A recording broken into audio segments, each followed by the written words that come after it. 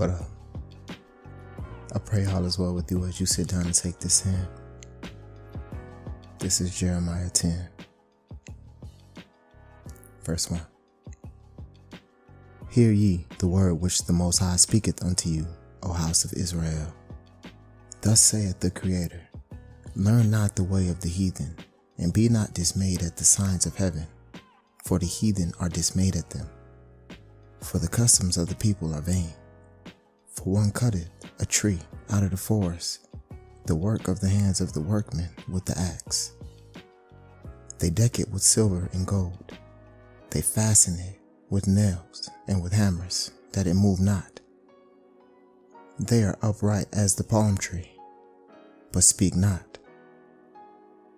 They must needs be born, because they cannot go. That means that they must have a variety of needs, because they cannot go satisfy them on their own. Be not afraid of them, for they cannot do evil, neither also is it in them to do good. For as much as there is none like unto thee, O Lord, thou art great, and thy name is great in might. Who would not fear thee, O King of nations? For to thee doeth it appertain.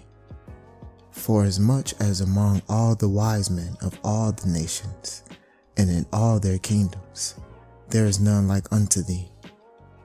But they are altogether brutish and foolish. The stock is a doctrine of vanities. This is being made more evident every day. Those in quote-unquote authority have no idea what they're doing, and it's being exposed. But that's what the apocalypse is, or the revelation, it's the revealing. Verse 9. Silver spread into plates is brought from Tarshish, and gold from Uphaz, the work of the workmen, and of the hands of the founder. Blue and purple is their clothing. They are all the work of cunning men. But the Creator is the true power. He is the living power and an everlasting King. At his wrath the earth shall tremble, and the nations shall not be able to abide in his indignation. Thus shall ye say unto them, the gods that have not made the heavens and the earth, even they shall perish from the earth, and from under these heavens. Verse 12. He hath made the earth by his power. He hath established the world by his wisdom. That means the world operates on his wisdom. A seed grows because of the wisdom. The circuit that the stars and the suns and the moon are on operate because of the wisdom. We have seasons because of the wisdom. And has stretched out the heavens by his discretion. And he chose how wide he was going to stretch it, how it was going to be done, what it was going to look like. Verse 13.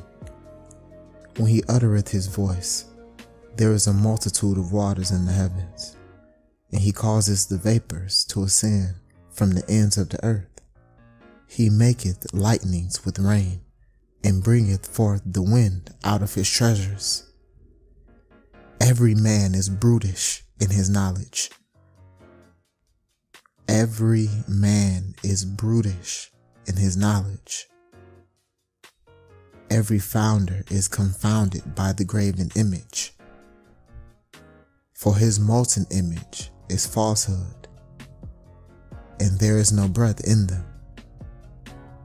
They are the vanity and the work of errors. In the time of their visitation, they shall perish. The portion of Jacob is not like them, for he is the former of all things, and Israel is the rod of his inheritance. The Lord of hosts is his name. Gather up thy wares out of the land, O inhabitant of the fortress. For thus saith the Creator, Behold, I will sling out the inhabitants from the land at this once, and will distress them, that they may find it so. Woe is me for my hurt, my wound is grievous. But I said, Truly, this is a grief, and I must bear it. My tabernacle is spoiled, and all my cords are broken. My children are gone forth from me, and they are not. There is none to stretch forth my tent anymore, and to set up my curtains. For the pastors are become brutish, they have not sought the Creator, therefore they shall not prosper, and all their flocks shall be scattered. That's what we are right now. So many climbed up out of that pit of religion where these pastors are, and they slipped off into the abyss of Gnosticism or astrology. We reading tarots, we talking to spirits, we're seeking to connect spiritually with our ancestors instead of with the Creator. There is no middleman between us and the Great Spirit. The pastors have become brutish, and the flocks truly are scattered. Verse 22. Behold, the noise of the brute is come, and a great commotion out of the north country, to make the cities of Judah desolate, and a den of dragons. O Lord, I know that the way of man is not in himself. It is not in man that walketh to direct his steps. O Creator, correct me, but with judgment, not in thine anger, lest thou bring me to nothing. Pour out thy fury upon the heathen that know thee not, and upon the families that call not on thy name. For they have eaten up Jacob, and devoured him, and consumed him, and have made his habitation desolate.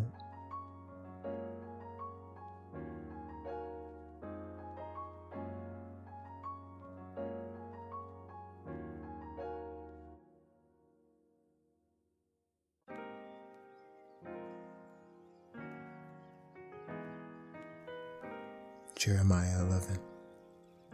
The word that came to Jeremiah from the Most High, saying, Hear ye the words of this covenant, and speak unto the men of Judah, and to the inhabitants of Jerusalem, and say thou unto them, Thus saith the Most High Power of Israel, Cursed be the man that obeyeth not the words of this covenant, which I commanded your fathers in the day that I brought them forth out of the land of Egypt from the iron furnace, saying, Obey my voice, and do them according to all which I command you.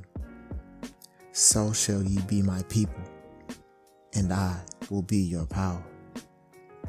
Okay, so basically, he is our power if we obey the things that he asked us to do. Right now, we're at a point where we're waiting to receive instruction again. Last time he pulled us out of captivity, he didn't just pull us out and leave us to fend for ourselves. He pulled us out by the hand.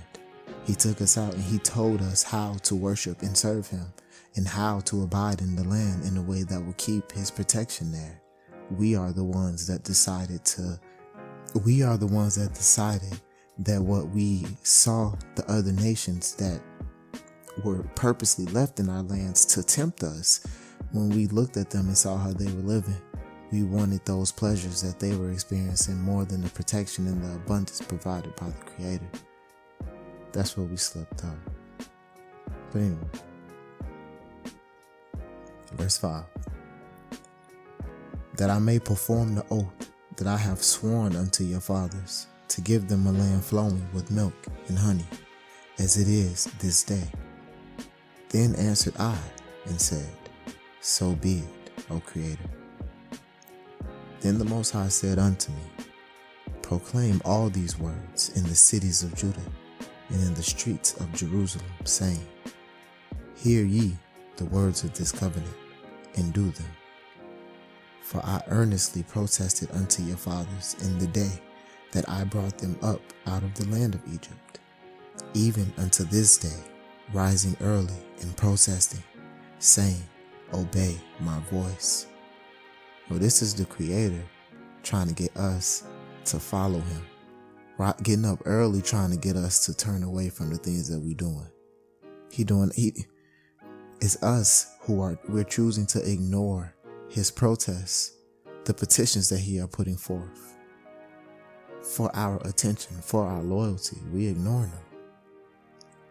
Verse 8, yet they obeyed not, nor inclined their ear, but walked every one in the imagination of their evil heart.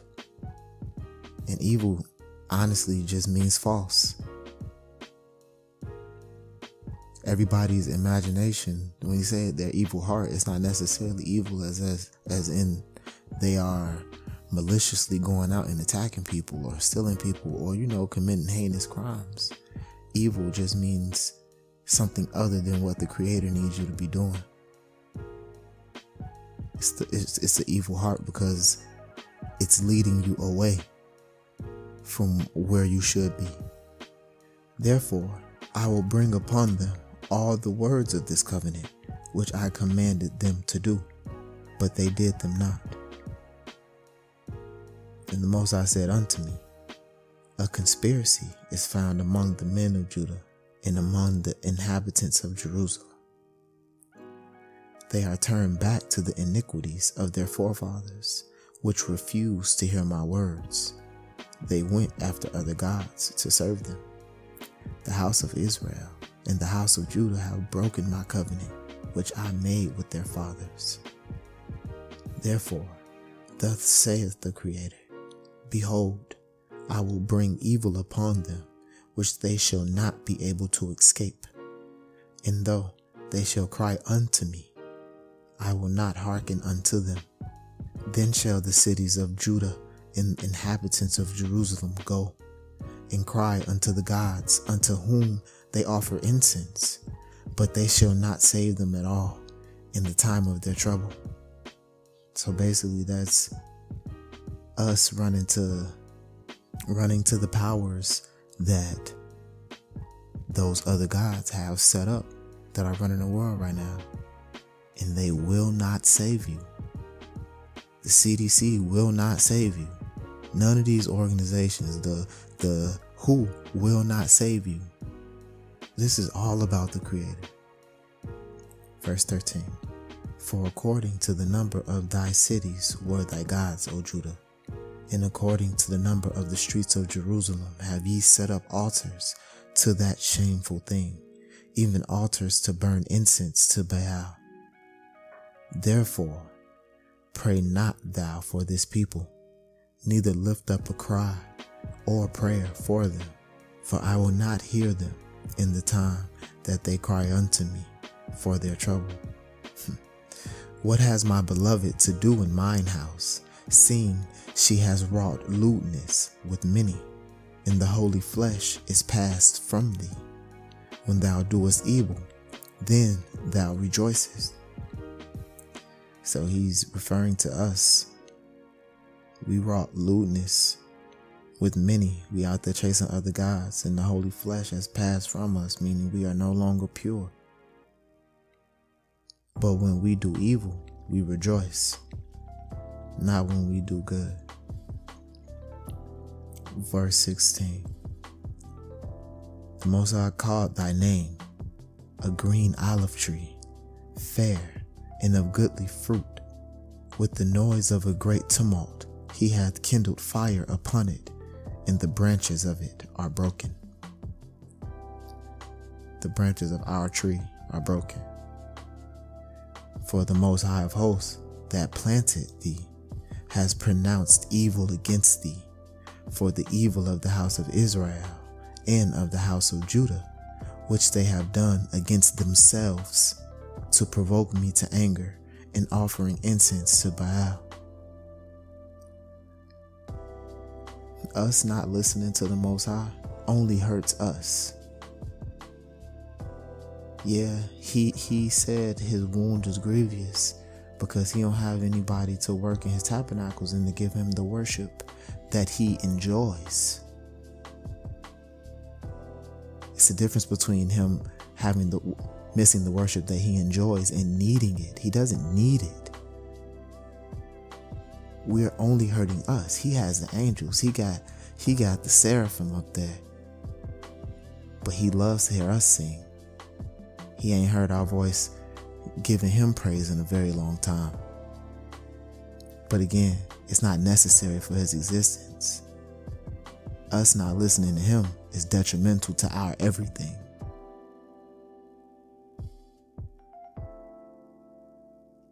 Verse 18. And the Most High hath given me knowledge of it, and I know it. Then thou showest me their doings. But I was like a lamb or an ox that is brought to the slaughter, and I knew not that they had devised devices against me, saying, Let us destroy the tree with the fruit thereof, and let us cut him off from the land of the living, that his name may be no more remembered. What's your name, chosen?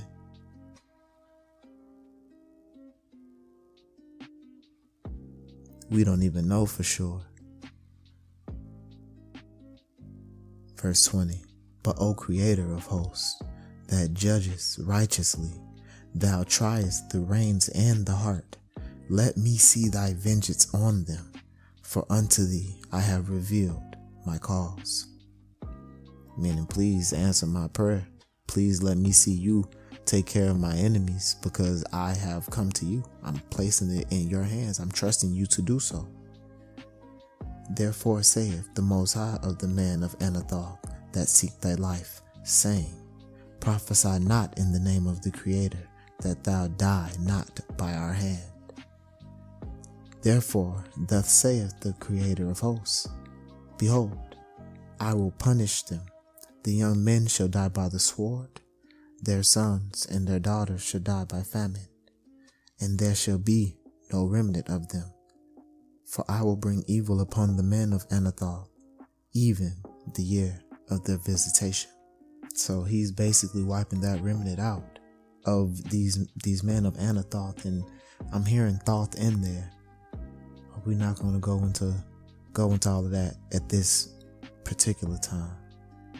But he's furious because they told us to not because they forced us to stop prophesying in our Creator's name. So that means he's going to wipe them out and there will be no remnant. Because they are trying to make us of no remnant.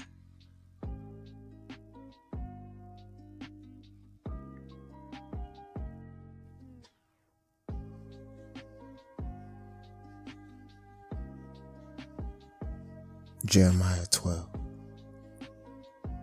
Righteous art thou, O Creator, when I plead with thee. Yet, let me talk with thee of thy judgments. Wherefore doeth the way of the wicked prosper? Wherefore are all they happy that deal very treacherously? Thou hast planted them, yea, they have taken root. They grow, yea, they bring forth fruit. Thou art near in their mouth, and far from their reins. But thou, O Creator, knowest me. Thou hast seen me, and tried mine heart toward thee. Pull them out like sheep from the slaughter, and prepare them for the day of the slaughter. How long shall the land mourn, and the herbs of every field wither? For the wickedness of them that dwell therein. The beasts are consumed, and the birds, because they said, He shall not see our last end. If thou hast run with the footmen, and they have wearied thee, then how can thou contend with horses? And if in the land of peace, wherein thou trustest, they wearied thee, then how wilt thou do in the swelling of Jordan? For even thy brethren and the house of thy father, even they have dwelt treacherously with thee. Yea, they have called a multitude after thee. Believe them not, though they speak fair words unto thee. So what he just said was, even your brothers, even they have dealt with you treacherously, even they have spoken evil against you. Just to highlight that the scarcity of actual loyalty, honesty, the actual desire and attempt to be upright. Even the people you plead for, even your flesh and blood, they have also dealt with you treacherously. They have also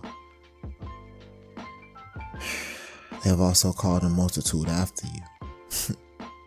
You can't believe their words either.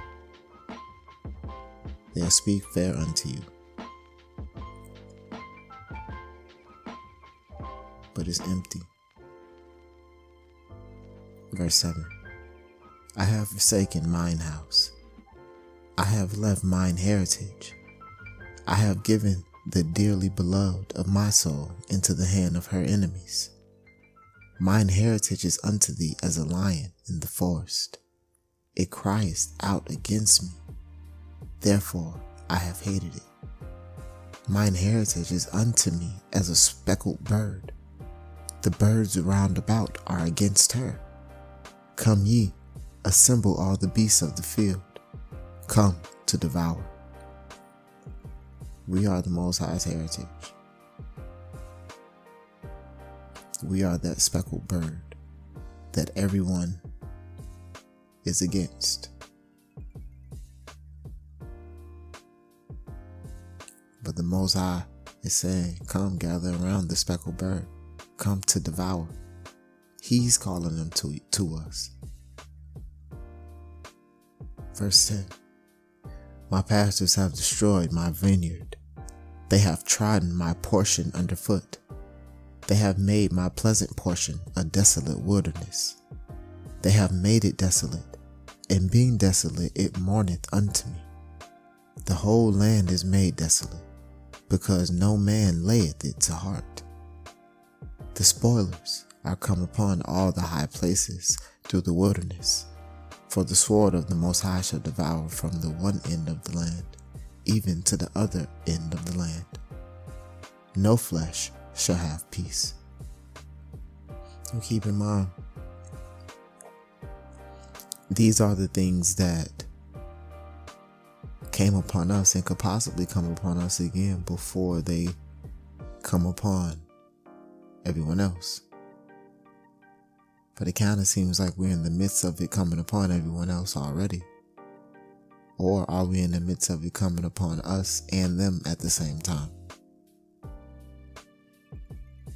But you can certainly feel that we're moving towards a time where, at least for a short period, that no flesh will have peace. They have sown wheat, but shall reap thorns. They have put themselves to pain, but shall not profit.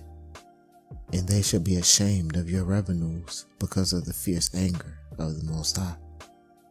Thus saith the Most High against all mine evil neighbors that touch the inheritance, which I caused my people Israel to inherit. Behold, I will pluck them out of their land, and pluck them out of the house of Judah from among them. We are the inheritance, and what he caused us to inherit was the land. This land And because of that, he will pluck them out of our land.